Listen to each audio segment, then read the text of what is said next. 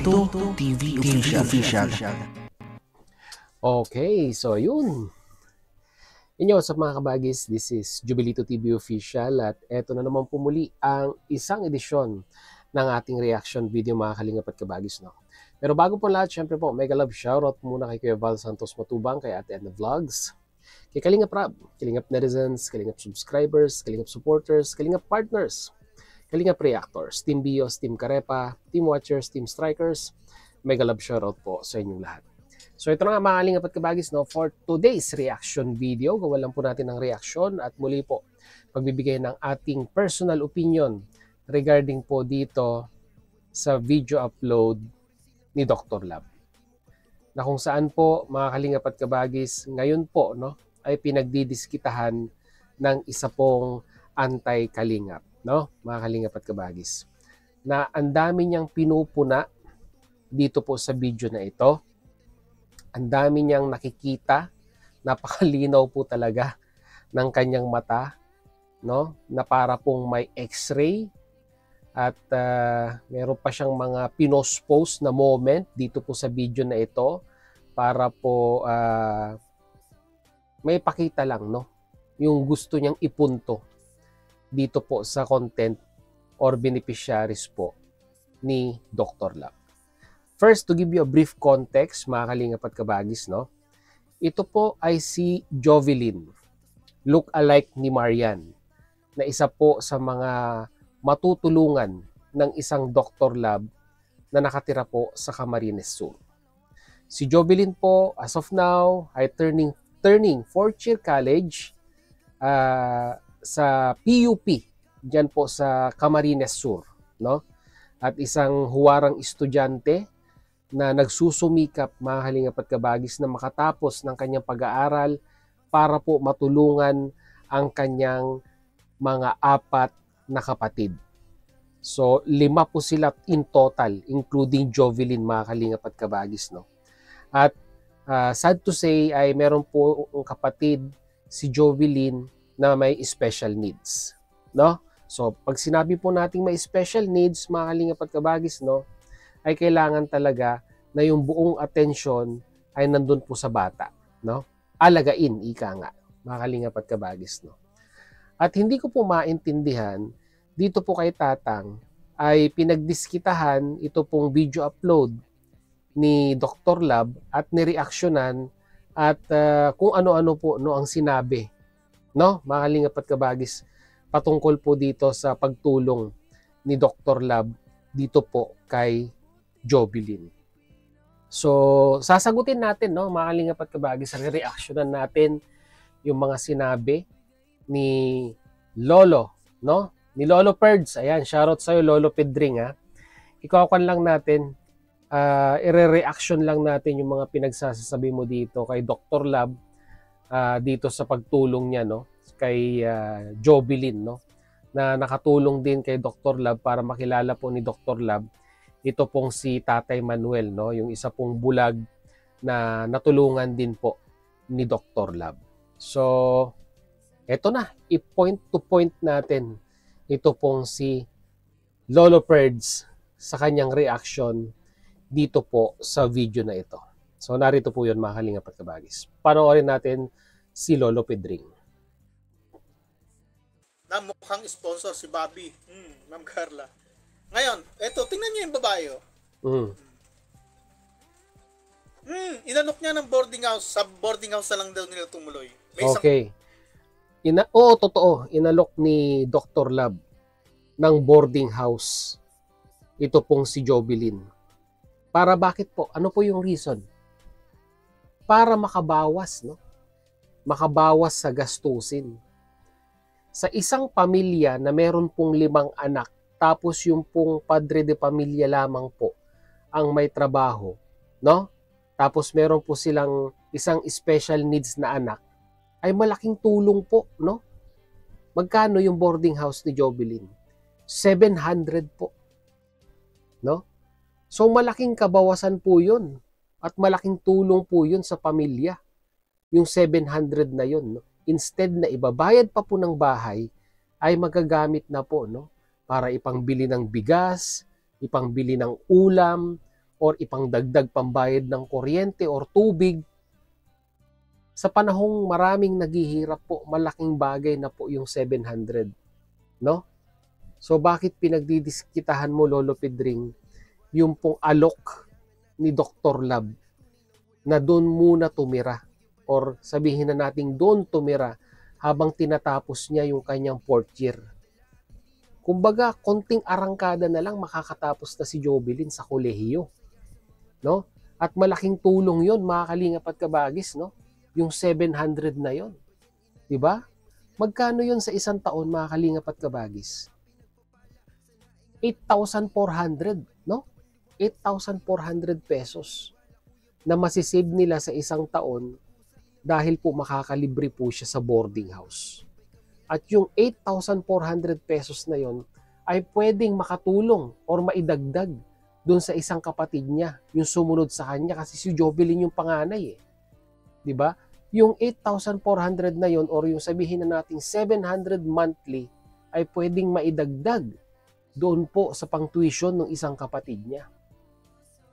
No? Na tumigil nga po, no, para mabigyang prioritize at makagraduate po itong si Jovelyn. So anong masama, Lolo Pedring, doon sa pag-alok ni Dr. Lab na doon mag-stay si Jovelyn sa nakuha niyang bahay na malapit po sa kanyang pinag-aaralan? Yun po ang isa sa mga sagutin ninyo, Lolo Pedring. Gagawan daw niya ng isang kwarto. Kita niyo yung babae, may itsura. At ang sama pa ng kuha ng camera, mamaya papakita ko sa inyo kung paano kumuha ng camera yung cameraman niya. Kung di po ako nagkakamali, no, mga kalingap at kabagis, no, correct me if I'm wrong. Ang kasama niya dito at that time ay si Redsen, no? Correct me if I'm wrong kung tama po ako or kung mali po ako, paki-correct. Pero ang alam ko po kasama niya or ang videographer niya dito at this very moment, correct me if I'm wrong, ay si Redsen. So meron na naman siyang ginagawang issue, no, sa pagkuha ng video na siya mismo, no? Siya mismo ang nakalikha sa kanyang malawak na pag-iisip, no? Kasi yun yung tumatakbo sa isip niya, no? Kumbaga sa viewers baliwala, pero sa kanya yun po yung naglalaro sa kanyang isipan at that very moment, na kung saan ay na-trigger yung kanyang makulit na pag-iisip at yun agad, no? Yun agad ang pumasok sa kanyang napaka sustansyang pag-iisip, no? Mahalingap at kabagis. Magpatuloy natin. Bakit may invitation? Isa sa kaupre. Ma'am Carla, hello po. Bakit may invitation? Anong invitation? Kasi yung guluhin naman ng anak ko, kulit naman ng anak ko. Yung anak ko makulit, lagi akong kinukulit. Sige, pagpatuloy mo, Dok. Pagpatuloy mo. Pamamagitan po ng ituro natin siya sa mga kaya po ninyong mga vlogger para po merong makatulong po sa kanya. Naging proud ka ba doon sa nakita mong video doon sa pagtulong mo na sa isang matandang bulag? Opo. Anong nakikilala ka ba ng iyong mga kaklase, mga kasamahan at mga kaibigan? Opo. Anong sabi nila sa iyo? Oh, ikaw na pala si Marian. Hindi ka na po si Jovelyn. Ikaw daw si Marian? Oh. So, kilala mo si Marian? Nakita mo na ba minsan si Marian? Sa totoo lang, hindi pagtulong ang gusto nila. Alam mo kung bakit? Bakit magaganda? At bakit makikinis at mapuputi? Bakit daw magaganda? Bakit daw makikinis? Bakit mapuputi? Yun po yung nagkakataon, di ba? Yun po yung ibinibigay ng pagkakataon na deserving pong matulungan. Di ba? Lalo na dito, hindi sukat akalain ni Dr. Lab na itong si Jovelyn ay naghihikaos din sa buhay. No, yung expected niya na akala niyang may kaya sa buhay na tumulong para mahanap itong si Tatay Manuel ay may kailangan din pala, no, na deserving din palang dapat ding matulungan. So napakalaking big deal po, mga kalingap, mga kabagis natin kay Lolo Pedring, pag ang nai-scout po ay may itsura. No? Bakit sa'yo to, Lolo Pedring? Bakit very big deal sa'yo kung ang nai-scout ay magaganda? Tanong lang sa'yo, Lolo Pedring. Kasi yun yung ibinubutas mo no, sa mga nai-scout ng mga kalingap partners natin. Na di umano, ang hinahanap lang daw po ay yung mga magaganda. Ang ganang sa akin lang po, it is a coincidence or talagang, di ba, ibinigay ng pagkakataon na may itsura yung natulungan at talagang kailangan din ng tulong. Kasi kung tutuusin, may mga natutulungan din naman, no? Na ako, ayaw ko po kasing sabihin na walang itsura or pangit. Dahil lahat naman po tayo ay pantay-pantay na nilikha ng Diyos. 'Di ba? Walang pangit, 'di ba? Walang maganda, lahat pantay-pantay. 'Di ba? Nasa kon na lang po 'yan eh. Sabi nga po nila, the beauty lies on the beholder. Tama po ba, mga kalingap at kabagis? Yung aking interpretasyon doon. So, ganoon 'yun. Napakasimple lang, mga kalingap at kabagis, no?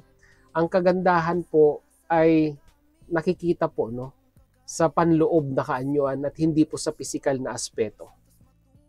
Yun lang po yun, mga kalingap at kabagis. May ads.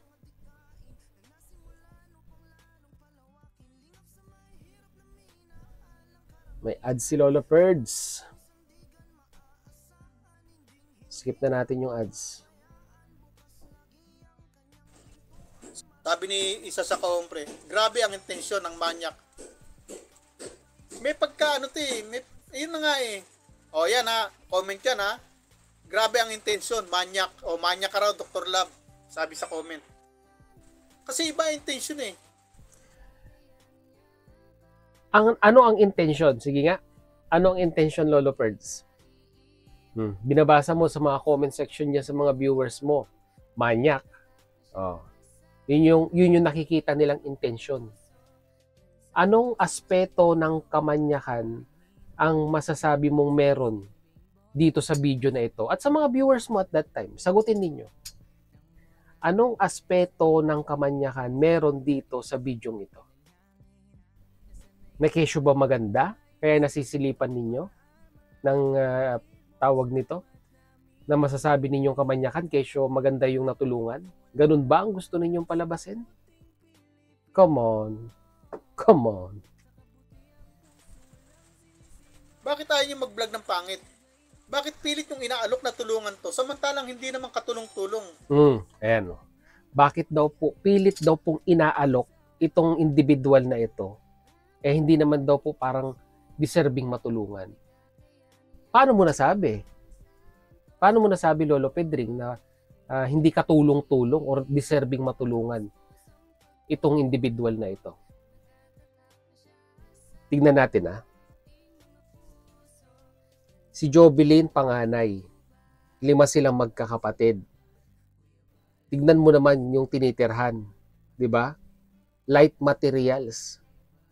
Tapos yung hinihigaan nila, paano sila humihiga? Patagilid para lang magkasya sila dun sa isang kama. Pagpasok mo dun sa bahay, higaan na agad.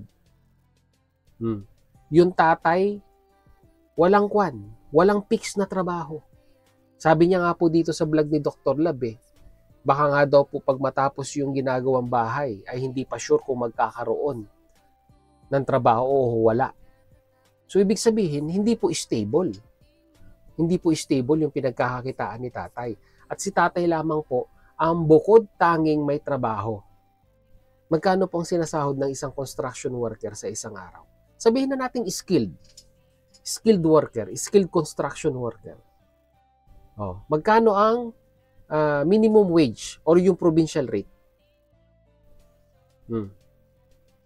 Sabihin man natin sumasahod yan ng lingguhan, magkano? 700, 800 provincial rate? Malaki na yon kung tutuusin. Magkano sa isang linggo yon? Dahil kadalasan naman sa construction, lingguhan ng sahod. Diba? Yung kinikita ni tatay ay kasya lamang sigurong pambili ng pagkain sa isang linggo, makapag-abot ng konting pang-allowance ni Jovelyn. Paano na yung mga ibang kapatid? Paano na yung mga ibang kapatid at yung isang kapatid na mayroong special needs? Kulang yan sa may 5 anak, Lolo Pedring. kulang na kulang yung sinasahod ni tatay para sa may 5 anak. Isama mo pa yung bayarin sa bahay, kuryente, tubig. Oh. 'Di ba? Yung nga sumasahod ng 30,000, no, sa isang buwan. Hirap pa rin sa pang-araw-araw. Yun na lang po kaya sumasahod ng 700 to 600 sa isang araw. Di lalo na pag 5 anak mo. Di hirap na hirap ka niyan kung tutuusin. Oh. Kaya masasabi ko, deserving. Deserving na matulungan si Jovelyn. Di ba? Wala sa quality ng babae na to na dapat tulungan. Ano ang criteria mo para sabihin mong wala sa quality? Nilatag ko na kanina. Sinabi ko na kanina kung bakit deserving matulungan itong si Jovelyn. Ano ang sabihin na nating criteria mo, bakit mo nasabing wala sa quality? Sige nga. Tingnan nyo mata ng tao na yan. Boyce Lowell, sabi niya. Yung mga viewers ni Lolo Pedring, talagang nakapokus sila doon sa mata ni Dr. Lab, no? Nakapokus sila sa mata ni Dr. Lab. Kulang na lang siguro i-zoom nila, no? I-zoom ninyo yung mukha ni Dr. Lab at tignan kung saan nakatingin. So, ibig sabihin, ang mali siya nasa viewers mo, Lolo Pedring. 'Di ba? Ang mali siya nasa mga viewers mo. Lang yan, si Bobby, 1, 2, 3. Babalo, hindi yan naman kaya si Kapeso. Ma'am Estela, kahit ako, kaya Nadamay pa si Bobby, kaya Bobby TV 143. May sakit sa puso daw yan baka atakihin ako po. Para di konsensya pa natin. Mamaya, ito kasi, kita mo yung babae, ang ganda ng bahay, Maganda yung bahay, mas maganda pa nga yung bahay mo, konkreto Yung sa kanila, light materials. 'Di ba? Ikaw konkreto yung bahay mo. Although hindi pa siya tapos, pero yung bahay mo konkreto. Sa kanila, light materials. No, pagpasok mo, kwarto na agad. Ikaw ang lawak ng mukhan mo, ang lawak ng bahay mo. Pinipilit niya mamaya ipupunto natin. Kasi kilig ang mga sponsor, pera lang, sabi mo, Carla. Ayan Hindi po. Si Marian ay kamukhang kamukha mo. Yung isang tinutulungan ni Kalinga Prab na Kalinga Pinjil. Si Marian din ay nag-aaral din nasa kolehiyo na rin ngayon. Nasa 3rd year college na yata ngayon. At nagsisikap din at tinulungan din. Pero ang kaibahan mo kay Marian, halos pareho lang naman ang naging kwento nyo. Bakit mo aalukin na tumira sa boarding house mo o bahay? It means may cruel intention ka sa babae. Yan na naman tayo yung comment sa kanya, yung may nag-comment sa kanya, tinatanong kung bakit patitirahin doon sa nakuhang apartment ni Dr. Lab. Inaalok nga po, kasi nga po, para makatulong, makabawas sa gastusin. 'Di ba? Maano man lang yung 700 buwan-buwan makaltas sa gastusin nila sa pang-araw-araw, ay malaking tulong na po yun. Yun po yung sagot doon. Bakit hindi maintindihan ng mga viewers ni Lolo Pedring yung pag-alok ni Dr. Lab na tumira doon po sa nakuha niyang paupahan or apartment dyan po sa Kamsur. Pambihira. Ang hirap pa intindihin yung mga viewers ni Lolo Pedring. Kaya nga, yun ang malalaman natin mamaya at ipupunto natin to Medyo napasakali pa lang to Good PM Sir Federico Tamsakdan. Late ako. Anong topic? Maraming topic. Mag-reply ka na lang. 3 topic na yata ako. Pangatlo na yata to. 3 topic na hindi naman makuan. Kaibahan mo kay Marian, Hindi matuldukan. Si Marian ay taga-Camnord Hindi makuha yung punto de vista. At hindi ko akalain na nasa kabila ng iyong kagandahan ay meron ka palang tinatagong napakabuting puso sa iyong puso. Ako ganun din ang duda ko, Boyce Lowell. Inaalok pa na paggawa ng... napanood mo na pala?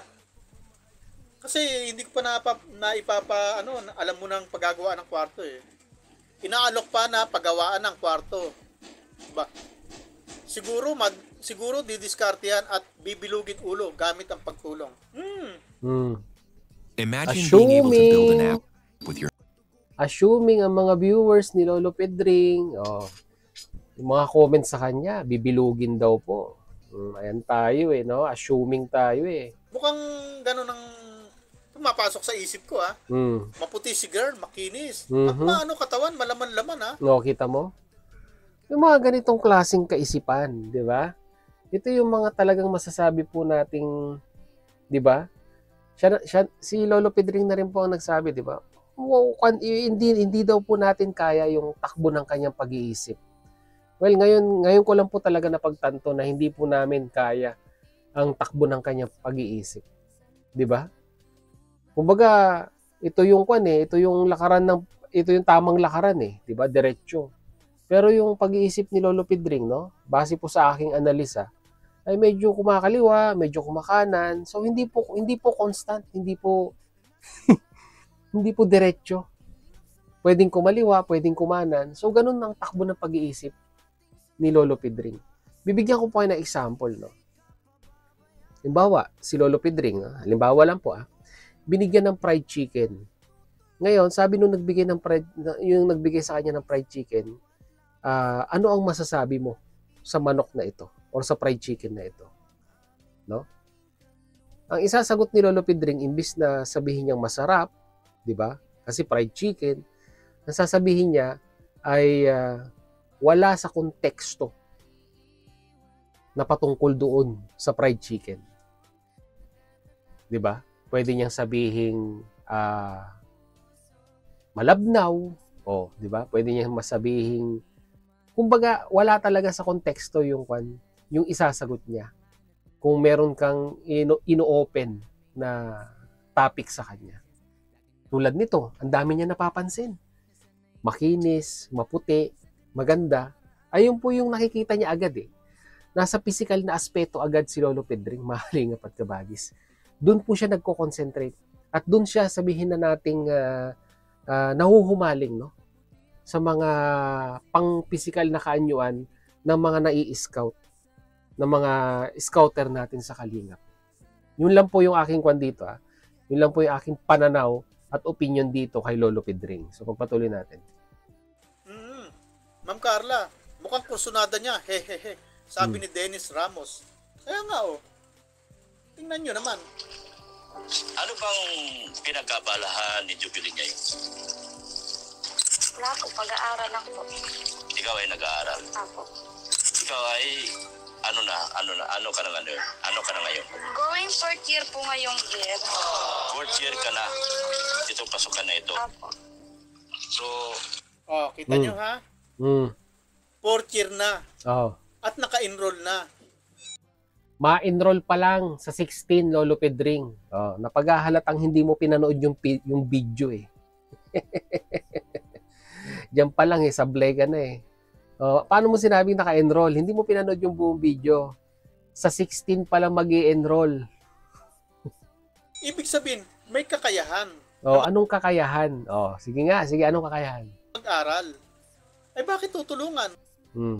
PUP, State College nag-aaral. Ibig sabihin, libre ang tuition. Nakakapag-aral siya kasi libre yung tuition sa eskwelahan. Ang sagot niya na lang sa kanyang pag-aaral kung merong mga ekstrang bayarin o mga miscellaneous. Yun yung pinipilit niyang mai-provide para makatapos siya ng pag-aaral. Ano yung mensahe niya kanina? No? Na makapagtapos para tularan siya ng kanyang mga kapatid na pumasok sa eskwelahan kahit walang baon. Ayun yung sinabi ni Jovelyn doon sa video 'Di ba? Tapos bihira talaga Lolo Pedring. Tapos sasabihin mo, no, na may kakayahan. 'Di ba? Kung may kakayahan 'yan, 'di ba? Naghanap na ng ibang private na mamahaling eskwelahan itong si Jovelyn at doon nag-aral. 'Di ba? Ang dami diyan. Ang daming mga private school diyan. Pero bakit pinili niya ang PUP? Kasi 'di ba, State College, makapasa ka sa entrance exam, ma-maintain mo yung mga grades mo, scholar ka ng bayan. Or scholar ka ng, sabihin na natin, ng State College. Yun. Oh, maputi si girl, makinis, sabi ni Ma'am Carla. Pambihira itong mga viewers talaga ni Lolo Pedring. Talagang nasa physical na aspeto yung napapansin nila doon po sa beneficiaries ni Dr. Love. Sabi ni Dennis Ramos, mukhang kursunada niya. Hehehe. Puro speculation, mukhang kursunada, ganyan, mukhang gusto. Oh. Ganyan po mag-isip yung mga viewers ni Lolo Pedring. Naka-focus doon po sa physical na kaanyuan ng mga scout, nai-scout or natutulungan po ng Team Kalingap at ito pong ni Dr. Love. Tapos sabi ni isa sa kaompre, may kapalit ang tulong at yun ay ang katawan. Ayan o, tingnan mo. Ayan, nag-comment na yan. Masyadong malicious yan nag-comment na yan. Aba. Hindi nag-iisip bago nagko-comment. Kung sampahan kayo ng reklamo ni Jovelyn dahil sa mga ganyang klaseng komento. Ano magagawa ninyo? Sige nga, sinisiraan nyo na agad yung pagkatao. Diba? Hinuhusgahan nyo na agad yung pagkatao ng beneficiaries. Mga ganyang pinagsasabi ninyo na hindi nyo naman lubos kilala kung sino tong individual na ito. Kung makapag-comment kayo ng negatibo, wagas. Maaari. Hindi natin alam. Tayo nagtatanong lang Tapos hindi ka naman nagtatanong, nagbabasa ka eh. 'Di ba? Nagbabasa ka ng mga sabihin na nating below the belt na mga komento ng mga viewers mo. Comment niya na.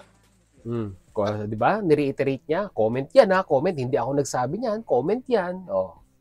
'Di ba? Iwas din siya eh. Kita niyo sabi, 4th year college na. Ibig sabihin, may kakayahan, nagsusumikap yung Yun ang mahirap sa'yo, Lolo Pedring. 'Di ba? Ang pagkakaalam mo sa educational system sa atin dyan sa Pilipinas, kesyo nag-aaral, may kakayahan na. Tingnan mo nga yung karamihan ng mga estudyante sa University of the Philippines. Scholar din ng bayan yan. At hindi lahat ng mga nag-aaral sa UP ay mayayaman. Karamihan din dyan ay hikahos sa buhay. At pinili nila mag-aral sa State College kasi yun yung libre. Ayun ang ayun yung maling pananaw mo, Lolo Pedring. Diba? Na kesyo nakapag-koleyo, may kakayahan. Nakakapag-koleyo kasi ginagamit yung utak para masustain yung kanilang pag-aaral. Ginagamit yung kanilang talino para makalibre ng tuition, ng matrikula. Yun na lang yung pinanghahawakan nilang sandata para may pagpatuloy yung kanilang pag-aaral. Kasi maraming state colleges sa Pilipinas ang nag-o-offer ng free tuition hanggat kaya mong i-maintain yung average na grade na hinihingi ng kolehiyo. Smio. Tanong ko lang, Lolo Pedring, nakapag-college ka ba? Tanong lang Tanong lang. Kasi parang nakikinita ko, wala kang wala kang alam sa kalakaran pagdating sa kolehiyo. Tanong lang Tanong lang, Lolo Pedring. Kasi huwag tayong magsalita ng mga bagay-bagay na wala tayong idea. No? Wala tayong idea kung paano tumatakbo yung sistema. Tulad niyan, ang pananaw mo, kesyo nakapag-college ka, may kakayahan. Ang isang individual, kaya nakapag-kolehiyo. Diba? Ulitin ko sa iyo, Lolo Pedring, hindi lahat na nakakapag-college o nakakatungtong sa kolehiyo ay may kakayahan o mayayaman. Yung iba dyan, hikahos din sa buhay at ginagamit lang yung taglay nilang talino para makalibre sa pag-aaral. Para sa free tuition sa mga state colleges na recognize ng gobyerno ng Pilipinas. Yan ang tatandaan mo. Natuto ka na naman sa akin, Lolo Pedring. Pamilya, may kakayahan. Magpo-4th year na nga, ibig sabihin, nakarating nga ng 3rd year, nakagraduate nga, nakatapos nga ng 3rd year, ibig sabihin 4th year college na. Kasi nga, litin ko na naman. Kasi nga scholar. 'Di ba? May maintaining grades. Nami-maintain niya yung grades niya. Kaya nakakalibre siya sa tuition. Ano ang... Bakit mo tutulungan? Nagsusumikap naman pala. Di ba? Nagsusumikap nga para maihahon sa kahirapan yung kanyang pamilya at kanyang mga kapatid. Biruin mo, yung pangalawa tumigil para lang makapagpatuloy siya. Ngayon lang nakapag-enroll uli. Saan naman ilalagay ng tatay niya yung kinikita niya bilang isang construction worker? Sa tingin mo, kayang isustain yung tuition kung sa private mag-aaral itong si Jovelyn? Tanong ko lang uli, Tatay Pedring, tanong lang ha, may idea ka ba kung magkano ang tuition ngayon sa college? Kung hindi ka sa public mag-aaral? Let's say private. May idea ka ba? May idea ka ba kung magkano ang tuition ngayon sa college? Tanong lang, pakisagot. Bigyan kita ng idea. Private school. Minimum, minimum. Sabihin na natin pinakamababa. Private school. Isang semester.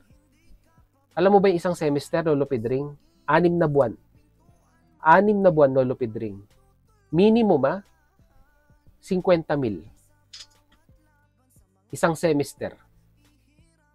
So, ibig sabihin sa isang taon, 100,000. Sa tingin mo, yung 100,000, kayang i-provide yun ng isang, sabihin na nating namamasukan sa construction na hindi regular ang kanyang trabaho? Pakisagot. Bihira. Kasi di mo aalukin ang bata kasi may bahay naman at magulang. Kaya nga, isa sa kaombre. Tsaka, nagtataka ko, bakit inaalok ng tulong? Kung ka nakikita naman ng itsura, maganda naman ang itsura. O ano ngayon kung magandang itsura? So, ibig sabihin, pag magandang itsura, hindi na pwedeng tulungan? Ganun na ba ang Ganun na ba ang batayan ngayon sa buhay? Pag may itsura, hindi pwedeng tulungan? Hindi man mukhang gutom. Mukha nga mayaman ang itsura O, anong gusto mo? Yung mapayat, na mukhang gutom, yun ganun dapat ang tutulungan. Pambihirang mindset yan, Lolo Pedring. Tapos ang bahay, maayos naman Hindi mo tinapos yung video. Hindi mo nakita yung pag-tour doon sa loob ng bahay. Ulitin ko, Lolo Pedring mas maganda pa yung bahay mo dihamak doon sa bahay nila Jovelyn. Ikaw, konkreto yung bahay mo. Sa kanila, gawa sa light materials. Lolo Pedring. Nakita niyo yung bahay, maayos, Sa labas mo lang tinignan, maayos ang pamumuhay. May tatay at nanay. Yung tatay nagko-construction. Yung nanay, siyempre nag-aasikaso ka lang. Siyempre yung nanay kahit paano dumidiskarte rin yan. Paano mo nasabi? Sinabi nga ni Jovelyn, di ba? Sa bahay lang. Walang pinagkakakitaan. Nag-assume ka na naman. Doon. Ang bihira. Tanim-tanim ng gulay. O kahit palabalaba. Ayan, naglalaba nga sila, Dumidiskarte, ibig sabihin, marunong sa buhay ang pamilya. Pero bakit kailangan lang tulungan? Bakit inaalok ng tulong? Manggagamit talaga yan, sabi ni Boyce Lowell. Manggagamit talaga yan. Alam nyo mga kalingap at kabagis, paulit-ulit na lang to Paulit-ulit na lang niya sasabihin, na bakit daw po kailangan tulungan, di ba? Kesyo nakapagtapos naman daw ng nakatungtong ng 4th year, makakatungtong na ng 4th year. So, ibig sabihin daw po noon, mga kalingap at kabagis, ay may kakayahan yung pamilya para mapag-aral sa koleyo yung anak nila. Hindi lang maintindihan talaga ni Lolo Pedring, mga kalingap at kabagis, yung sistema kung paano po tumatakbo yung educational system po natin sa Pilipinas. Ito lang base lang sa aking analyzation, mga kalingap at kabagis, kung paano po i-describe ni Lolo Pedring yung kanyang nire-reaksyonan dito, ay para sa akin po ay nakikinit ako, wala siyang alam. Wala siyang alam sa sistema kung paano po tumatakbo ang educational system sa Pilipinas. Ang mindset ni Lolo Pedring, mga kalingap at kabagis, kesyo nakatungtong ka ng koleyo, ay meron kang kakayahan na mag-aral. Pinaliwanag ko na po kanina, mga kalingap at kabagis, hindi po lahat ng nakatungtong sa koleyo may kakayahan. Karamihan nga po dyan, hikaws din sa buhay. Or talagang nag-grind para may survive po nila yung kanilang pag-aaral. Yung iba, di ba?